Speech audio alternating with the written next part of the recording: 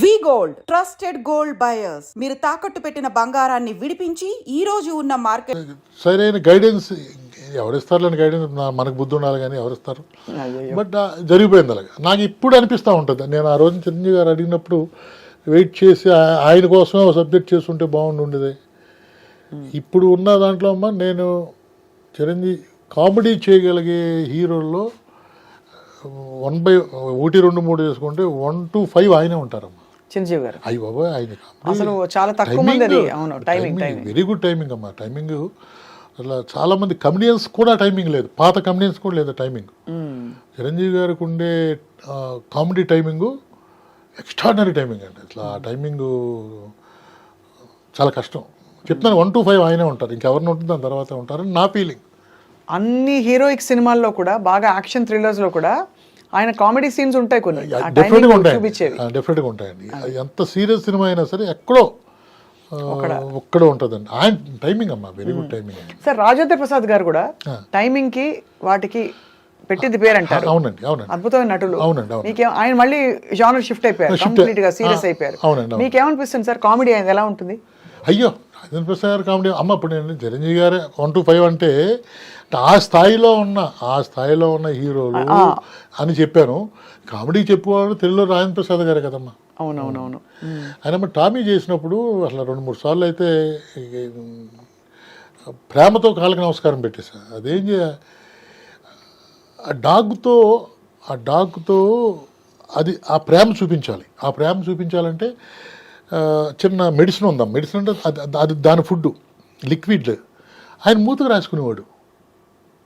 అంటే అది ఇట్లా పెట్టుకుంటే ఇది ఇక్కడ ఉంది కదా తన ఫుడ్, అవును షార్ట్ పెట్టుకోరా అని చెప్పి చేసేవాడు ఆయన. అంటే చూసారా మహానుభావుడు ఎవరు చేస్తారు చెప్పండి. అంటే సో దట్ కుక్క దగ్గరికి వస్తుంది అంటే కాదమ్మా, చేతిలో ఉండేది తన మీద ప్రేమ చూపించాలి. అవును, మూతి నాకిది, అదే ఇక్కడ రాసేవాడు ఈ బొగ్గ నాకిది.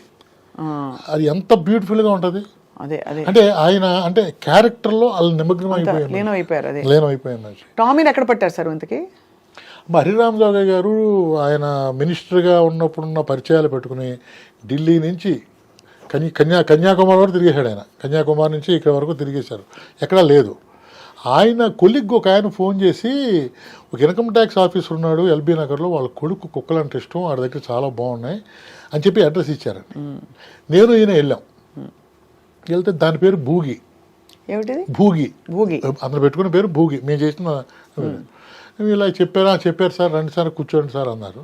భూగి అన్నాడు. వచ్చింది, సార్ వచ్చారు, కూల్ డ్రింక్ పట్టరా అంటే వెళ్ళి ఫ్రిడ్జ్లోకి వెళ్ళి ఫ్రిడ్జ్ తీసి కూల్ డ్రింక్ తీసి ఇచ్చేసింది మాకు. అబ్బో, ట్రైన్డ్ డాగ్ ఎంత అరదు వేసిందంటే మాకు. అలాగే బయట సార్ చెప్పులు ఉన్నాయి పట్టరా అన్నాడు. అది ఏ సారో చెప్పాలి కదా, ఇద్దరు వచ్చాం కదా, ఈ సార్ అని చెప్పి చూపిస్తే వెళ్ళి చెప్పులు పట్టుకొచ్చేసింది. అలా ఏ టు జెడ్ దానికి వచ్చి ఎన్ని ఐటమ్స్ వచ్చో అన్ని ఐటమ్స్ చేసి చూపించారు. ఇక దాన్నే మేము అలా మా దాంట్లో ఈ సైజు అనుకున్నామండి. ఆ సైజు చేయాలంటే కష్టం కదా. అతనేమో 1 year అడిగాడు. అటువంటి డాగ్ నేను ట్రైన్ చేయాలని 1 year పడుద్ది అన్నాడు. ఇంకా దాంతో వెళ్ళిపోదాం అని చెప్పి దాంతో వెళ్ళిపోయాం అనమాట. సార్ కుక్క కూడా రెమ్యునరేషన్ ఇచ్చారా? దానికి 10 లక్షలు అయిందండి. అంటే 10 రెమ్యునరేషన్ అంటే దానికి ఏసీ రూము, మాకెవరికి క్యారవాన్ లేదు, దానికి క్యారవాను.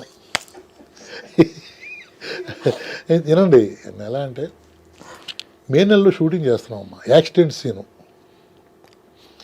అది ఎండకి పడిపోయింది. పడిపోతే ఓపెన్గా చెప్పాలంటే హరిరామరావు గారికి హార్ట్ అటాక్ వచ్చినట్టు లెక్క, అంతే కదమ్మా.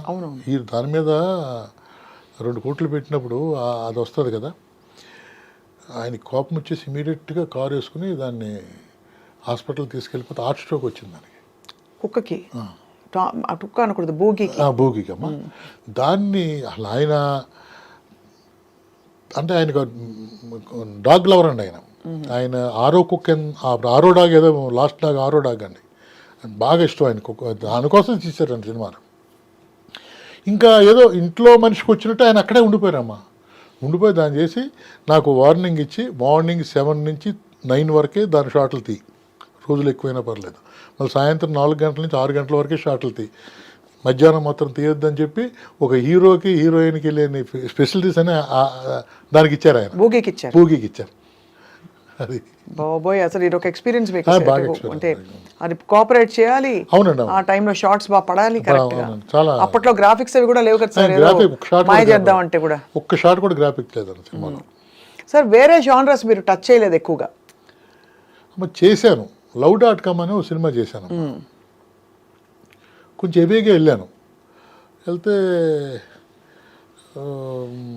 సెన్సార్ అంతా అయిపోయిన తర్వాత ఇద్దరు మేడములు ఇద్దరు సార్లు లోపల పిలిచి, ఏమనుకోవద్దు సార్, మీరేంటి ఇవన్నీ చేయడం ఏంటి, మీకు ఒక వాల్యూ ఉంది, మీరు ఫ్యామిలీ సినిమాలు తీస్తారు, మీ సినిమాకి ఈ ఇంటల పదాది కూర్చొని చూడాలనుకునే సినిమాలు చేస్తారు మీరు, ఇదేంటి ఇటువంటి సినిమా చేశారు. ఏముంది ఆ సినిమాలో? లవ్వే అంటే అది కూడా నేను చేస్తా ఒప్పుకోనండి.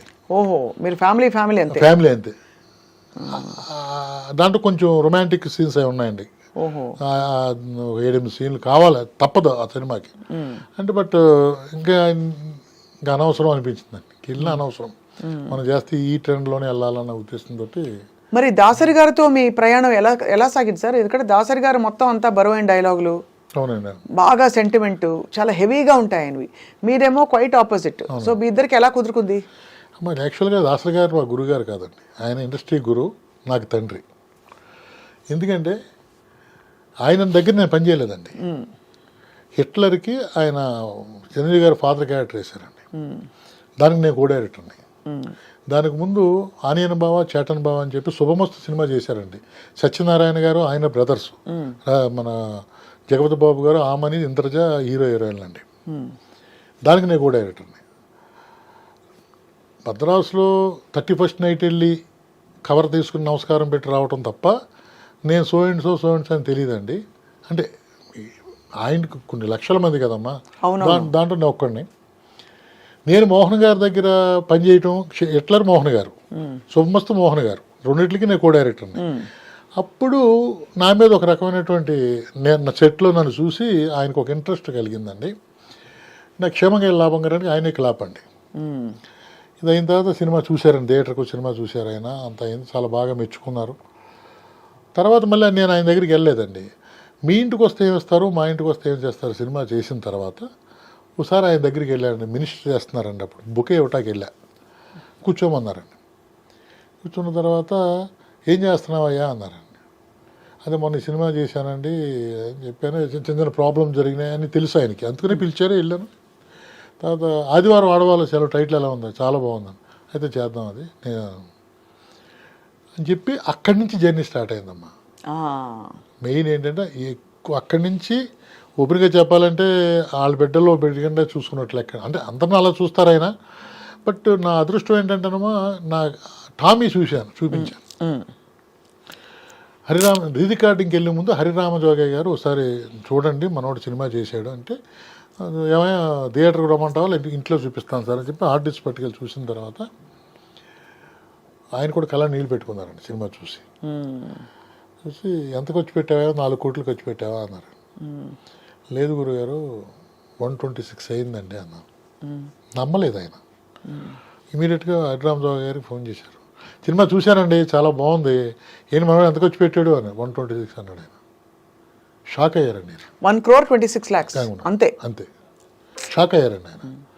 షాక్ అయ్యి ఫోన్ పెట్టి ఎలా చేయగలిగా, ఎన్రోల్ చేసావయ్యా అన్నాడు.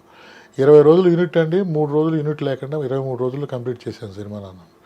ఎలా చేయగలిగావా, కుక్కతోటి మనుషులతో చేయటమే కష్టం, కుక్కతోటి ఎలా చేయగలిగాను అంటే, ఏమో సార్ అంతా భగవంతుడు గాడ్ గిఫ్ట్ ఇచ్చినట్లు ఎక్కండి ఆయన చేశారని, ఇంతే అయింది సార్ అన్నాను. అక్కడి నుంచి ఆయన ఒక మాట అన్నారమ్మా, నువ్వు ఇంకా బయటికి వెళ్ళొద్దయ్యా. నాది మంగా మూవీ మేకర్ అండి, అంటే మా అమ్మగారి పేరు అది, దాని మీద చేశాను ఆదివారం ఆడవాళ్ళ సెలవు. మా మిస్సెస్ ప్రొడ్యూసర్ అండి దానికి, నేను డైరెక్టర్ని. ఆ బ్యానరు నీ బ్యానర్ మీద ఒకటి, నా బ్యానర్ మీద ఒకటి సినిమాలు కంటిన్యూగా చేద్దామయ్యా, నువ్వు ఇదే బడ్జెట్లో రేపొద్దున్న ఎంత హిట్ వచ్చినా ఈ బడ్జెట్ అంటే మినిమం బడ్జెట్లో సినిమా చేసుకుంటాం కంటిన్యూ చెయ్యి. ఆదివారం ఆడవాళ్ళకు సెలవు కూడా చేశాను కదమ్మా. దాంతో ఏమైందంటే ఇంకా ఆయనతోటి మినిస్టర్ అయిన కాడి నుంచి లాస్ట్ 11వ రోజు వరకు కూడానే ఉన్నాను, మీరు నమ్ముతారో నమ్మరు. ఇంకోటి ఆయనలో ఒక గొప్పతనం ఏంటంటే 12 చైర్లు ఉంటాయండి భోజనానికి. 12 మంది కూర్చుంటే ఎంత అన్నం తింటారు ఆయన. 10 మందే ఉంటే ఎంత తింటారు, 6 ఉంటే ఎంత తింటారు. ఒకరే ఉన్నారనుకోండి, ఒక ముద్ద నోట్లో పెట్టి చేయగలిగేస్తారు. అయ్యో. అంటే ఎప్పుడు మనుషులు ఉండాలి, వాళ్ళు తింటా ఉండాలి, అప్పుడు తింటాడు ఆయన. అందుకని చెప్పి నేను, రాజేంద్ర కుమార్, సంజీవ్ గారు కంపల్సరీగా మేము ముగ్గురు ఉండేవాళ్ళం. అంటే మేము ముగ్గురు కంపల్సరీగా ఉండేవాళ్ళం. ఇంకేడాను మనకు జాయిన్ అయ్యారు లాస్ట్ వరకు. ఆ విధంగా ఆయన ఒక తండ్రిలాగా ఆయన నన్ను చెప్పటం. ఎగ్జాంపుల్స్, ఎవరన్నా సినిమాకి ఎక్కువ ఖర్చు పెడితే అతను చూడండి అయ్యా, నా సినిమా ఇలా చేశాడు, అతని దగ్గర నేర్చుకోండి అయ్యా అని చెప్తూ ఉండేవారండి. 6-7 చెప్పారండి. తిట్టారు, ఒకడినైతే తిట్టారు కూడా, ఒక డైరెక్టర్ని అయితే. అతను ఏ వేస్ట్ ఖర్చు పెట్టాడని. ముందు గ్రిప్ కావాలయా, 24 క్రాఫ్ట్ మీద గ్రిప్ కావాలి మీకు. డైరెక్టర్ అన్నవాడికి ఏ టైంలో ఏం కావాలనేది జ్ఞానం లేకుండా పట్టుకొచ్చి అన్ని సెట్లో పడేసి ఎప్పుడు ఏది వాడతారో కూడా మీకు తెలియకుండా క్రేన్ పట్టుకొచ్చి, అది పట్టుకొచ్చి, ఇది పట్టుకొచ్చి, ఏది వాడతారో ఫైనల్గా ఏది వాడకుండా పంపించేయటం, ఇటువంటి ప్రొడ్యూసర్ ఏమైపోతాడు అని ఇలా చెప్పి, రాజా నా సినిమా ఇలా చేశాడయ్యా అని చెప్పేవారండి ఆయన. మహానుభావుడు, అది మాత్రం కన్ఫర్మ్ ఉంది.